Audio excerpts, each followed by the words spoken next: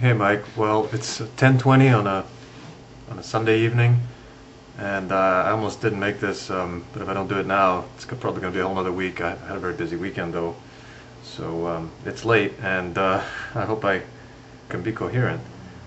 Um, but you do deserve a reply. I guess we probably do agree on a lot of points. I'm not sure that we agree on all of them. The picture of the adolescent that hasn't formed their conscience yet is pretty clear. But in my mind, what that means is that it's possible for the Quran to cause someone to behave according to the Quranic instructions without going against their conscience, because there was no resistance from their conscience. And I would still argue that a person reading the Quran can easily be led, at a minimum, to hate non-Muslims. I believe there's a great deal of hatred preached in the Quran. But you said that scenario of an instructor with an adolescent who twists a belief to his own ends, that this is not a religious, but it's a political or a cultural phenomenon. And there, what I'm wondering is, for you, I guess, what's the difference? Maybe to give a concrete example, in the Quran, the instruction in Surah 47, since we're there, it says, effectively, it says, in a war, if you see a non-Muslim, you can kill him. And I guess I'm wondering if you see that as a religious instruction, or is it some other kind of instruction, or is that religious? Does that have a place in a religion, or as part of religious teaching? My real question there for you is what you see as a definition of religion. That sounds pretty lame, but I'm trying to make that distinction. You say that an imam teaching a 15-year-old to be violent due to what the imam says is in the Quran. I'm trying to distinguish that as a political act from a religious act, which is coming from there too. Why is that not religious? I guess it's late. I'm not being very coherent. You say as long as we have any type of belief system, there's a danger of someone distorting it to their own ends. And I'd say that that distortion is a belief system too. So we're all swimming in our beliefs.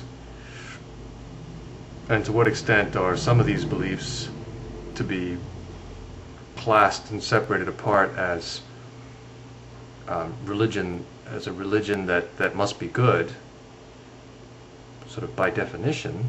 Is that what you're saying? Versus other kinds of beliefs that may or may not be good and are often bad. Again, on this question of distinguishing between those things. And on the context, you say one has to be mindful of the context in which the Quran was introduced 1400 years ago, and that what things like Surah 47 are doing are telling Muslims what the allowable extremes are, not giving them recommendations as to what they should do. But the allowable extreme that it gives is killing people. And, well, how much is where do you go from there?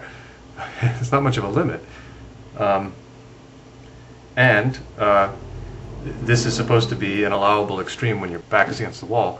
But I guess the problem in the Quran is that it doesn't actually say that. It doesn't say, well, this is when your back's against the wall, that's when you do this.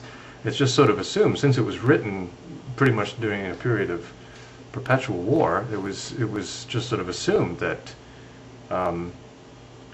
that people are at war. And I guess my concern there is that the Quran, the religion of Islam, is a religion that sort of has in its bones war, ongoing war. It seems to be sort of part of the air at that time. And these days, people reading that must be absorbing some kind of assumption about the state of politics, even though it's a religious work, which is that it's a state of perpetual war. And that seems to be what I get out of that surah at least. And finally, in that same surah, it talks about, it says, if God had willed, he would have granted you victory without war. Well, have Muslims been granted victory now? What is this victory? What is a Muslim? What is the victory for these Muslims that's being referred to there? And has it been achieved? And if it hasn't achieved, isn't this an instruction to wage war? Because that's what's necessary. That's what's necessary, because victory hasn't been achieved. And if God wanted to just give you victory, then he would have given it, but he didn't, because he wants you to fight a war. So where are we with that right now? I guess would be my question there. And in fact, I guess later Islamic scholarship, coming from, built off of the Quran, I guess, divides the world into two places. Basically, there's Dar al-Islam and there's Dar al-Harb. Harb means war. So basically, there's the part of the world that is Muslim, and then there's all the rest of the world, which is where war is.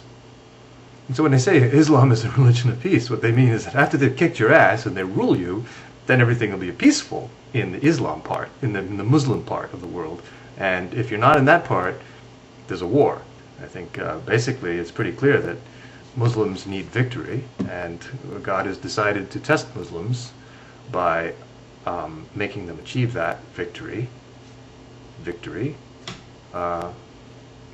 through war. Again, you're right, this context, really, these words were being said to people living in the 7th century, and they were busy conquering the whole Middle East, etc.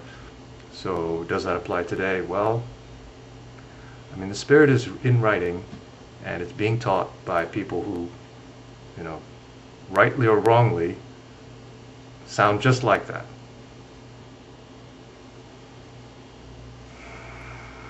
So I guess coming out of all that, as I talk, as I ramble around here, I guess I'm wondering a couple of things. Can religious texts, and therefore the scripture, can religious texts, can they contain bad ideas? That would be one question. Is it possible?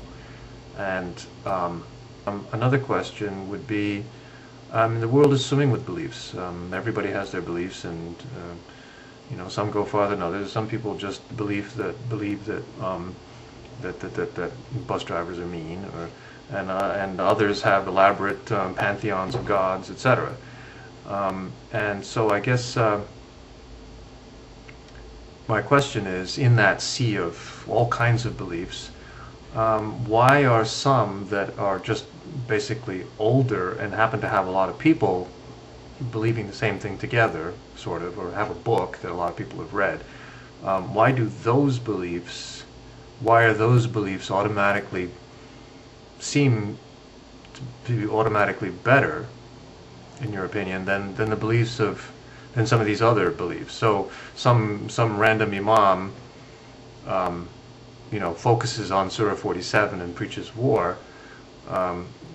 Why is his approach to things wrong, whereas the book where that same thing is written, why can't that be wrong? I'm still having trouble with this. I don't know. Anyway, I am interested in this. It really does trouble me. I'm not sure what exactly I'm looking at.